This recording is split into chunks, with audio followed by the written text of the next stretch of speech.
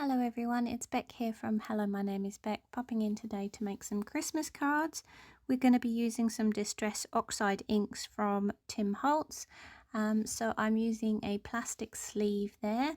I'm bringing in the inks Faded Jeans, Peacock Feathers, Blueprint Sketch, Hickory Smoke, Seedless Preserves and Picked Raspberry. So those are the colours I'm going to use today in making the backgrounds for my Christmas cards. I've got a water spray bottle and we're going to concentrate on doing some backgrounds to begin with for my cards. So this is a special cardstock. It's called Nina Crest Solar White cardstock. It's a smooth cardstock that is very good for mixed media.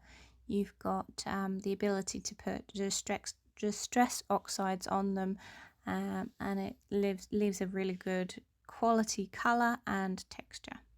So I'm just pressing the ink pads down onto the plastic sleeve and spritzing it with the water bottle. I'll bring the white cardstock in, and I start by pressing it down on the actual plastic itself, but then I do find that afterwards it does work out better for me to actually then use the plastic and then bring that down on the actual cardstock so that I can see where the colour is landing and what I can actually spread around myself. So, and I do end up moving those inks out of the way. I do apologise that I'm actually stood off to the side. So, yep, and I'm going to come in with Seedless Preserves, which is a purpley colour, but it doesn't change the pink too much. One of the great things about Distress Oxides is that you can actually put colour on top of colour. So it does mean that you can actually add more colour on top, and you'll see that later when I'm working with the blues. So that's the Seedless Preserves there. It does look quite aubergine on the actual packet, but it does turn quite pinky when it goes onto the white cardstock. I really like those two colours and I really like blending them together. So you'll see here the, and I'm actually spraying also onto the white cardstock to reactivate the ink and get it moving around, because I found that on one of the prints there it did actually bring in quite a square shape, because that's the ink that I'd pressed down on the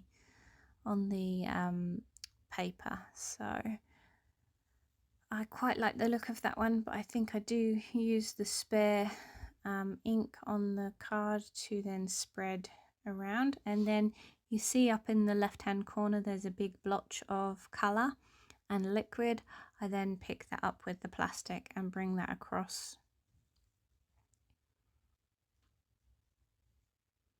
So it's easy to actually spread it around underneath the actual plastic and actually see what you're doing. So it's probably easier to use the plastic on top of the white cardstock. So, and then after this one I move on to the blues, I believe. So we'll have a you'll see what I do with the backgrounds in a bit. The backgrounds actually dry very, very quickly. It's a warm day here today, but yeah, they do actually dry very, very quickly. So that colour that I've just put down there is called Blueprint Sketch. And then I'm also bringing in the peacock feathers in the middle so that I can spritz it. And I also find with the plastic sleeve that it is actually good to actually fold it over and squish the plastic sleeve on itself so that it gets rid of that square shaped pattern, I guess, that the ink pad leaves. So yeah, I'll get some really good dots here, and then I'm just placing that down onto the white cardstock because it's easier to see. You'll see on that one I just accidentally slipped the sleeve while it was on, so you can see that there are some lines that I've created, but I do come in and go over it again with more. So distress oxides, they have the ability to layer again and again and again. You can layer them on top of each other and keep going. So now I use the peacock feathers to bring more color back in, and then afterwards I'm supposed to use the blueprints sketch. However, I do end up accidentally stamping down the peacock feathers again, so you will see me coming in with tissue to actually wipe off that plastic sleeve. The reason I took the paper to the sleeve that time is because I probably spritzed the sleeve a bit too much, and the liquid would have just run off if I tried to pick up the plastic sleeve.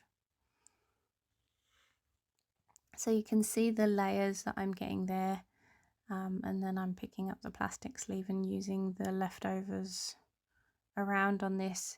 So it's an A4 piece of card, and then I plan to chop it down to use for the card bases that I'm going to use.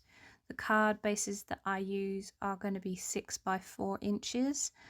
They're just a plain white cardstock that I purchased from Kmart over here.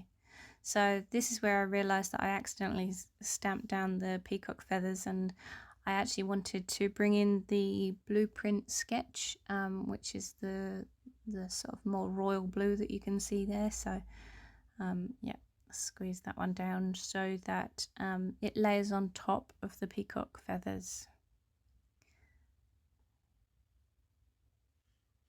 So distress oxides are designed to be used with water.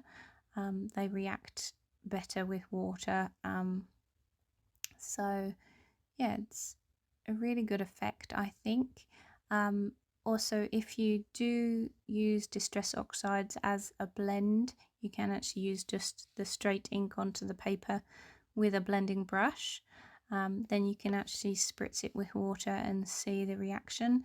It becomes like a lighter color. So yeah, it's an oxide reaction and it becomes lighter.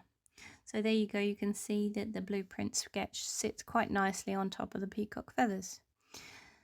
So the next one I'm doing is Hickory Smoke. It's a grey, and so I spritz, and I've changed from the plastic sleeve to just some packaging that I had in my bin. The packaging is from my advent calendar, which is uniquely creative, and so I just grabbed it out the bin. That's what I wanted to show you, is you can use any plastic surface with this one. I was going to squeeze it together to get rid of the shape, but then I realized that I could quite easily use a paintbrush or a foam brush, which I find in one of my drawers, and I just literally mix the water through so that it's not the square ink pad shape anymore, and then I can just plonk it down on the cardstock.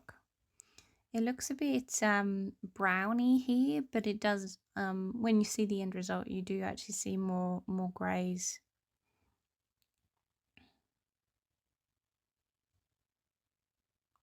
So I really just like the technique of this to make the backgrounds, and it works well for what you'll see I intend to do with it as a Christmas card.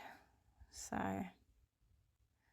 and like I said, they dry really quickly. So by the time I was doing this, the pink one, which I started with, had already dried. So the color that I've just stamped there, which I actually only did a very light stamping, was Faded Jeans. And so this color combo actually turns out to be my favorite card at the end, and I didn't think I would like it because when I started stamping the faded jeans down on the hickory smoke, I was like, oh, I'm not really sure about this, because it just looked a bit muddy and blah. So yeah, you'll see that when I add a bit more of the faded jeans here, it does actually look quite Christmassy, I guess, a Christmas sky. Sorry about that, I should have stopped the microphone. Hopefully no one was wearing headphones watching this because I've just probably burst your eardrums by having a cough. So there you go. So the faded jeans and hickory smoke actually looks quite, it's very winter sky-esque, I guess.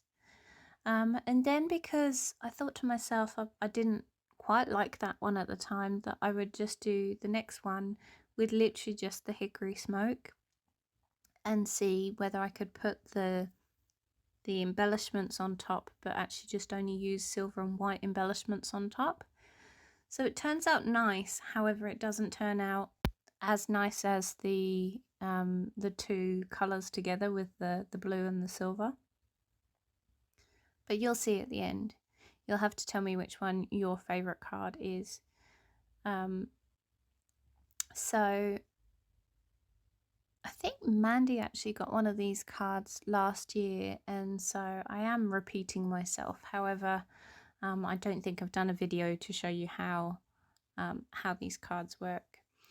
So this is just some silver leaf, like gold leaf product that I have from like a cheap shop, and I tend to use this on my wax seals, but I thought while the ink was wet I should try and add some to the background, and it didn't work too well because the background dried before I had the ability to stick any of the silver down. So you'll see me lift it up in a second to the camera, and you'll only see a couple of flakes here and there. It's really doesn't work too well. I think you have to be very quick with having some of this silver leaf ready to go. I tried to even bring in some more of the wet ink to bring the silver down, but yeah, this just was a complete fail. Epic fail, as they say. So you'll see in a minute when I lift it up, it's literally just the bare minimum of flakes that I actually managed to get to stick this card. So I should just stick to putting the silver on my wax seals.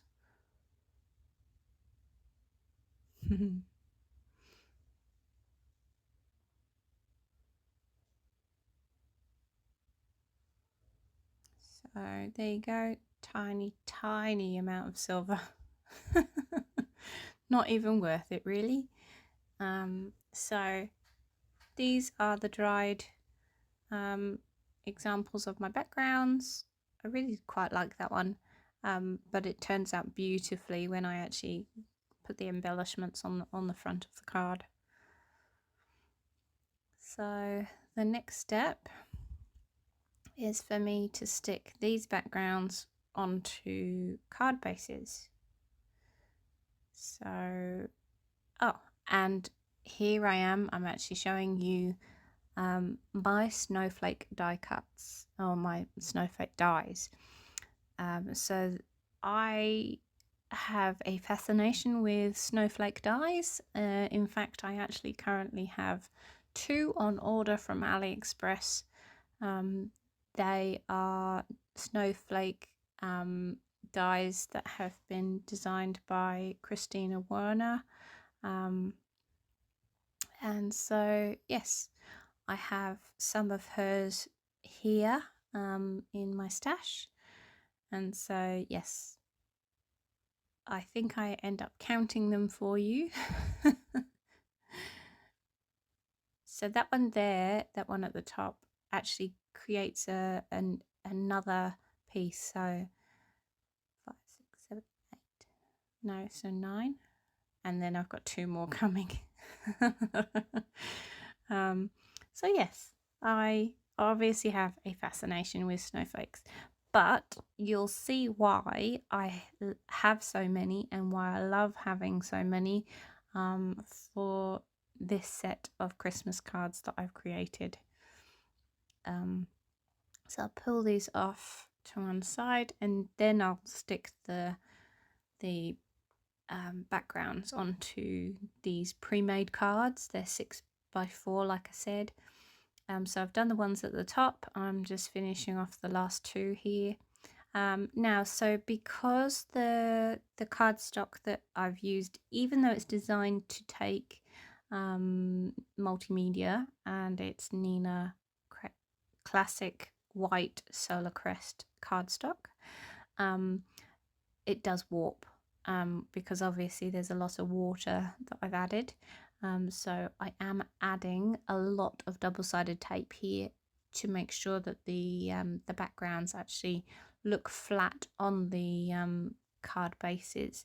So I don't normally use this much double-sided tape, but in order for me to make sure that the backgrounds look flat, which they do above if you have a look, but you can see where the actual cardstock that I'm currently peeling back the tape on is actually really warped. So, and I just wanted to make sure that the double-sided tape goes all the way around. So, and then so this is the last of the pink. I only actually managed to get 2 pink cards out of the one. Like, it wasn't a full A4 sheet, whereas with the blue one, I think I managed to get 3 or 4 cards out of a full A4 sheet. So, and you'll see me work on the next sheet in a second. And so what I will do is, after I've shown you this, I will leave you with some music, because I have already die cut heaps and heaps of snowflakes by this time out of different glitter cardstocks and foil cardstocks and vellum and white cardstock. So you'll see that they come into view, and then I'll speed up that part of the video because it takes me a long time to create each snowflake for each card, because I fuss and I change my mind heaps of times. But I'll speed that up. I'll pop some music with it. If you have any questions, leave me a comment down below. I'd love to know which one your favorite card is at the end. My favorite card at the end is the one with the faded jeans and the hickory smoke. That's the, like, it's the wintry sky look. So thank you so much, guys, for watching this video. It's literally just me making some Christmas cards for my alpha group, the guys that have done a course with me for the last 11 weeks, and this Tuesday is our last event, so I wanted to make some Christmas cards for them this weekend. If you like this video, give it a thumbs up, and please leave me a comment. Thank you so much, guys.